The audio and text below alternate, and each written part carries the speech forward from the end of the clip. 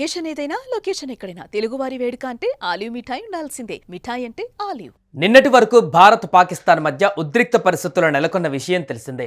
మొత్తానికి ఇరు దేశాలు కాల్పుల విరమణ ఒప్పందానికి అంగీకారం తెలిపాయి. అయితే పాకిస్తాన్ ఎయిర్ వైస్ మార్షల్ తాజాగా ప్రెస్ మీట్ నిర్వహించింది. ఈ సందర్భంగా ఓ సైనిక అధికారి మాట్లాడుతూ ఓ ప్రకటన చేశాడు. ఇదే ఇప్పుడు సంచలనంగా మారింది. ఇంతకు ఆయన చేసిన ఆ ప్రకటన ఏంటో ఓసారి చూద్దాం.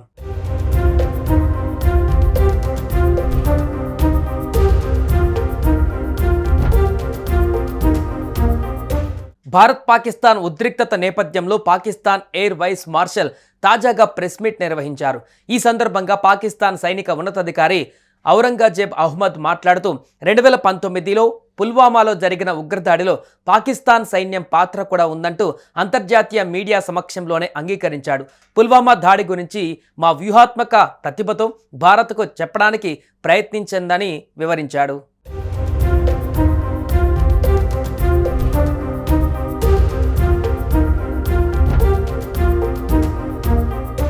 మా గగనతలం భూ జలాలకు ముప్పు వాటిల్లే పరిస్థితులు ఏర్పడితే రాజీపడే ప్రసక్తి లేదని ఆయన అన్నారు.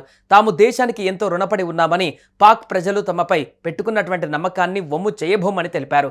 ఈ ప్రెస్ మీట్ సమయంలో ఎయిర్ వైస్ మార్షల్ ఔరంగజేబ్ అహ్మద్తో పాటు DG AISPR lieutenant general Ahmed Sharif చౌదరితో పాటు నేవీ ప్రతినిధి కూడా ఉన్నారు. అయితే air vice marshal Aurangzeb Ahmed చేసిన ఈ ప్రకటన ఇప్పుడు సంచలనంగా మారింది.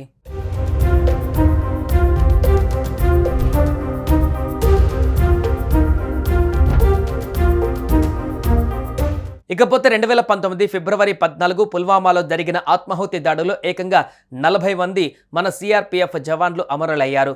ఈ దాడికి ఇస్లామిక్ ఉగ్రవాద సంస్థ జైషే మొహమ్మద్ బాధ్యత ఉన్నట్లుగా ప్రకటించుకుంది.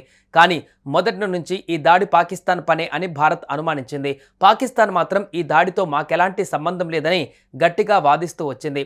అయినప్పటికీ ఈ ఉగ్రదాడిలో పాక్ హస్తం ఉన్నట్లు భారత్ అనేక సందర్భాలలో ఆధారాలను కూడా బయటపెట్టింది. ఇక 6 ఏళ్ల తర్వాత పాక్కు చెందిన సైనిక అధికారే పుల్వామా దాడిలో తమ పాత్ర ఉందని ఒప్పుకోవడంతో మొత్తానికి పాక్ వ్యవహారం బయటపడింది.